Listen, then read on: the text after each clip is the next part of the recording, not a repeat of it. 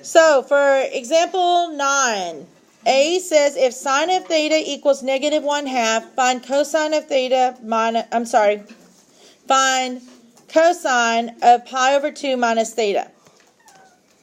Alright, so we're looking for this. That's one of our cofunctions, right? And so we know that that's equal to sine of theta. Do we know what sine of theta is? So that's what cosine of pi over 2 minus theta would be equal to.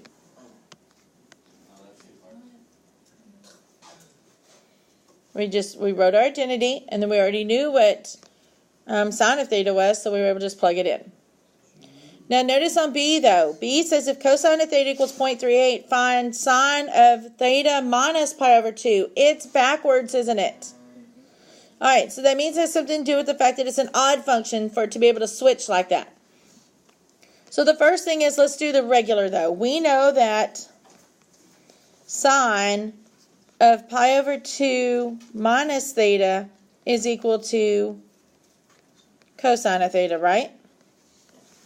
So sine of pi over 2 minus theta is equal to 0.38.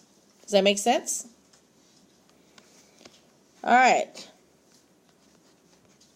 Because sine is odd. Do we write this? Yes. So because sine is odd, we're going to let our x be what's inside there. So that's going to be our pi over 2 minus theta. Remember, we got to think about negative x as well. So that would be negative parenthesis of the pi over 2 minus theta. If I distribute that negative, I'll get negative pi over 2 plus theta. And so I'm just going to rearrange this. So this is going to be theta minus pi over 2, because now look, that's what they gave us in the problem, isn't it? All right, so we're going to use that to help us. So we know that our x is going to be this, and our negative x is going to be that.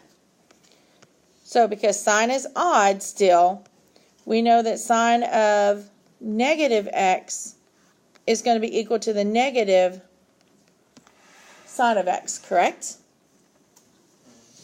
Now I'm just going to plug in my x's, so this means that sine of theta minus pi over 2, because that's my negative x, will equal negative sine of positive x was pi over 2 minus theta.